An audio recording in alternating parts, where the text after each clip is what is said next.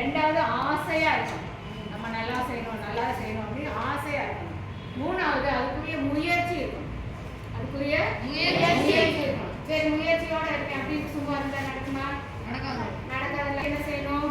அதை செயலா கொண்டு வரணும். அதை செய்ய ஆரம்பிக்கணும்.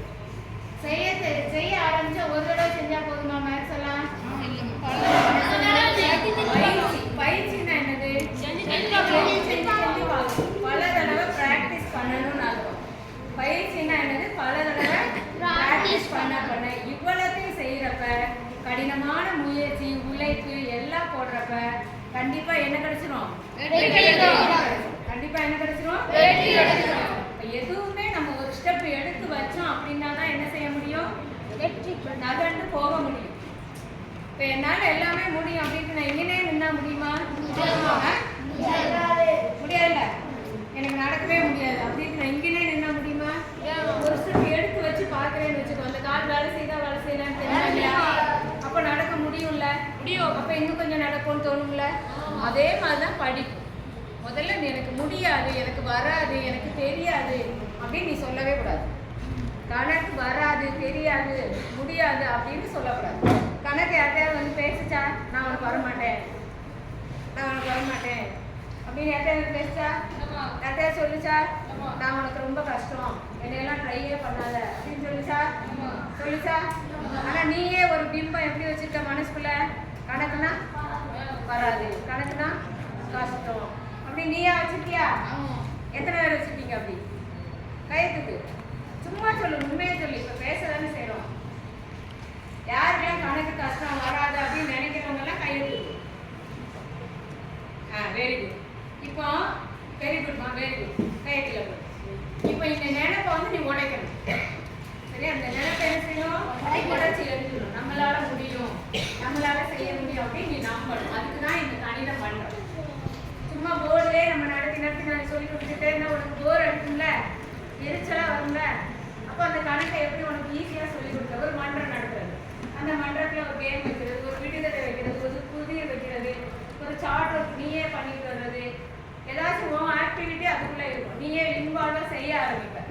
அப்போ அந்த செய்ய ஆரம்பிக்கிறப்ப அதை வச்சு உனக்கு என்ன வந்துடும்? முதல்ல என்ன வந்துடும்? ஆர்வம். முதல்ல என்ன வந்துடும்? ரெண்டாவது ஆசையாக இருக்கும். அதெல்லாம் நல்லா செய்யணும், அப்போ நம்மளும் நல்லா செய்யணும் அப்படின்னு ஆசையாக இருக்கும். இப்போ நீ கண்காட்சியில் போய் நிற்ப. தினம் 6ஆம் கிளாஸ் வந்து 11, 12ஆம் கிளாஸ் பையங்கள்லாம் வந்து பார்ப்பாங்க. அப்போ உனக்கு எப்படி இருக்கும்? வெரி குட், பெருமையாக இருக்கும். நம்ம செஞ்சுருக்கோம் அப்படின்னு பெருமையாக இருக்கும். ஸ்கூலில் 600, 800 பேர் இருக்காங்கல்ல, எல்லாருமே அந்த ரூமில் வந்து நிற்பாங்க. 10, 100 பேர்கிட்ட செஞ்சுருப்பீல்ல. அப்போ நீ ஏதோ சப்போர்ட் போட போய் தானே, நீ ஏதோ எஃபர்ட் போட போய் தானே உன்னால் செய்ய முடிஞ்சு, அங்கே போய் நிற்க முடிஞ்சு. ஆமாவா இல்லையா? அப்போ யாரெல்லாம் செஞ்சுட்டு வரேன் நான் கேட்டப்பவே எத்தனை பேர் கை தூக்குனீங்க? அப்போ அதை கம்மியாக தானே தூக்குனேன். இப்போ நிறைய பேர் தூக்குறது பற்றியா? 2க்கும் வித்தியாசம் இருக்குல்ல. அப்போ ஒரு படிப்பை இல்லை என்ன ஒர்க்கே இருக்கட்டுமே, கைகளை பண்ணுமா? Very good. படிப்பை இல்லை என்ன ஒர்க்காக இருக்கட்டுமே, நீ ரொம்ப இன்ட்ரெஸ்டாக செய்ய ஆரம்பிச்சிட்டீங்கன்னா, ஆசையாக செய்ய ஆரம்பிச்சிட்டீங்கன்னா, ஆர்வமாக கற்றுக்க ஆரம்பிச்சிட்டீங்கன்னா அது எப்படி ஆயிடும்? எப்படி ஆயிடும்? சரியா? ஈஸியானவர்கள் உனக்கு வந்து அது தன்னை போல வந்து கடகடன் செய்ய ஆரம்பிச்சுடுவேன். நமக்கு டெய்லி செய்யணும்னு தோணும். எப்போ பார்த்தாலும் மேக்ஸ் படிக்கணுங்கிற ஒரு ஆசை வந்துடும். 10th முடிச்சோடனே 11th நல்ல வேலை மேக்ஸ் எடுக்க மாட்டேன் அப்படின்னு நினைக்காம, நல்ல வேலை நிறைய மார்க் மேக்ஸில் எடுக்கேன், மேக்ஸில் எடுக்க போகிறேன், மேக்ஸ் கம்ப்யூட்டர் எடுக்க போகிறேன், நாளைக்கு மேக்ஸ் படித்து நல்ல பெரிய அறிவாளி ஆக போகிறேன் அப்படிங்கிற எண்ணெல்லாம் அவருக்கு வாழ ஆரம்பிச்சு. அதுவும் அதாது. அதே சமயத்தில் மேக்ஸ் வந்து புரிஞ்சுக்கிட்டு அப்படின்னா ரொம்ப ஈஸி. கான்செப்ட், ஃபார்முலா, மெத்தட் இவ்வளோதான். அது புரிஞ்சுக்கிட்டீங்கன்னா திரும்ப ப்ராக்டிஸ் பண்ணிங்கன்னா ஈஸியாக இருக்கும். மனப்பாடம் பண்ண முடியாது, பண்ணவும் வேண்டாம், பண்ணவும் தெரியாது. என்னையால மனப்பாடம் பண்ண முடியுமா? ஒரு 1000 கணக்கை கொடுத்து நீங்கள் இதை மனப்பாடம் பண்ணிக்குவாங்க டீச்சர்னா பண்ண முடியுமா? எனக்கு நான் மேக்ஸ் டீச்சர் தான், 10 வருஷம் நான் காலேஜில் மேக்ஸ் படிச்சிருக்கேன். 1000 கணக்கை கொடுத்து மனப்பாடம் பண்ணிக்குவாங்கன்னா நான் பண்ணிக்குவேனா? பண்ண முடியாது. இதே தமிழில் ஒரு 10 கட்டளை கொடுத்து படிச்சுட்டு வாங்க மனப்பாடம் பண்ணினாலும் நான் படிச்சுட்டு வந்துடுவேன். அம்மா தானே, நீயும் படிச்சுட்டு வந்துடுவேன். ஸோ மேக்ஸ் அப்போ 1000 கணக்கான என்கிட்ட கொடுத்து நாளைக்கு இதை நீங்கள் செய்யணும் அப்படின்னா நான் செஞ்சுவேனா? செய்ய மாட்டேனா? எப்படி செய்வேன்? மனப்பாடம் பண்ணிட்டு செய்வேனா? எப்படி செய்வேன்? வீட்டில் செஞ்சு ப்ராக்டிஸ் பண்ணிடுவேன். ஃபார்முலா அப்ளை பண்ணிப்பேன், என்னென்ன செய்யணுமோ அதெல்லாம் செஞ்சு அண்டர்ஸ்டாண்ட் பண்ணி கான்செப்ட் என்ன, அதுக்குரிய ஃபார்முலா என்ன, அதுக்குரிய மெத்தட் என்னன்னு எல்லாம் கற்றுட்டு வந்துருக்கேன். இப்போ நீ எப்போ கொடுத்தாலும் என்னால் என்ன செய்ய முடியும், எழுத முடியும், செய்ய முடியும். இதுவே நான் மனப்பாடம் பண்ணியிருந்தா என்ன ஆகும், நீங்கள் ப்ரேயரில் உறுதிமொழி சொல்கிறப்ப அப்படி யோசிச்சு சொல்லி மறக்கிறது பற்றியா, அது மாதிரி மறக்கும். ஆனால் மேக்ஸ் இங்கே ஒரு தடவை அண்டர்ஸ்டாண்ட் பண்ணி இங்கே வச்சுக்கிட்டோம்னா திரும்ப மறக்குமா, மறக்கவே மறக்காது. நீ எப்போ 10 வருஷம் 20 வருஷம் கழிச்சு கேட்டாலும் மறக்கவே மாட்டாது. அந்த கான்செப்ட் உள்ளே இருக்கும், தேவைப்போ தன்னை போல அது வெளியே வரும். இப்போ நான் உனக்கு 9th மேக்ஸ் நடத்துறேன்ல, 10th மேக்ஸ் நடத்துறேன்ல, ஆனால் டெய்லி நான் உட்காந்து தான் படிச்சுட்டே இருக்கேன். எல்லையும் நான் படித்தது எல்லாம் இங்கே இருக்குது.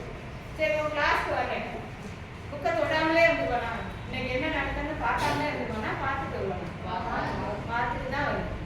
ஒரு 1/2 மணி நேரம் உட்காந்து இன்னைக்கு போகிறோம், இதெல்லாம் சொல்லி கொடுக்கணும், இதெல்லாம் நடக்கணும் அப்படின்னு ஒரு தடவை பார்ப்பேன்.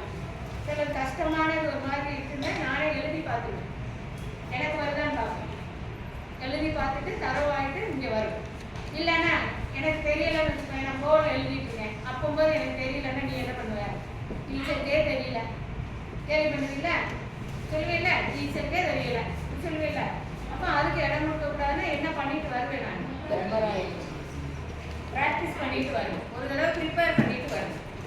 அப்போ இவ்வளோ நாள் 10 வருஷம் மேக்ஸ் படித்த நாங்களே ப்ரிப்பேர் பண்ணி தான் கிளாஸ் எடுக்கிறோம் அப்படின்னா அந்த எஃபர்ட்டை நீ போடணுமா இல்லையா, படிக்கிறதுக்கு போடணுமா இல்லையா, போடணும்ல.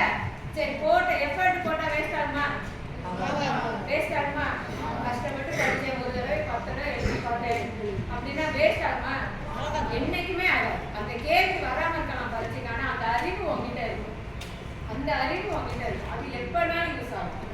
யூஸ் ஆகுமா இல்லையா. சரி நம்ம ரோடெலாம் இருக்குல்ல, ரோடில் அங்கேருந்து ரோடெலாம் வச்சுருக்காங்கல்ல, லெஃப்ட்டு ரைட்டு, இது 2 வழிச்சாலை, இது இங்கிட்டு போகும் அங்கிட்டு போகும், இப்படிலாம் போட்டு வச்சுருக்காங்களா, ஆமாவா இல்லையா. மேடாக இருக்கும், இந்த பக்கம் பள்ளமாக இருக்கும், இந்த ரைட் கட் பண்ண இந்த ஊர் வரும், லெஃப்ட் கட் பண்ண அப்படிலாம் போர்டு இருக்கா இல்லையா, இருக்குது இல்லை.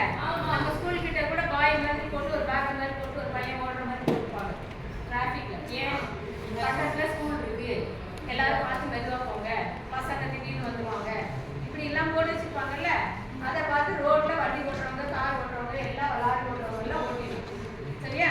சரி வானத்தில் இப்படி போட்டு வச்சுட்டாங்க, அங்கே போய் company take left take right அப்படி போட்டு வச்சுருக்காங்களா, இல்லை இல்லை. சரி ஃப்ளைட் ஓட்டுறவங்க எப்படி கரெக்டாக சென்னையிலேருந்து அமெரிக்கா போகிறாங்க, இல்லை சென்னையிலேருந்து மும்பை போகிறாங்க, எப்படி கரெக்டாக போகிறாங்க. என்ன map, very good, India map. India map எப்படி பார்ப்பாங்க, டிஸ்பிளேல என்ன தெரியும், எதை வச்சு படிப்பாங்க,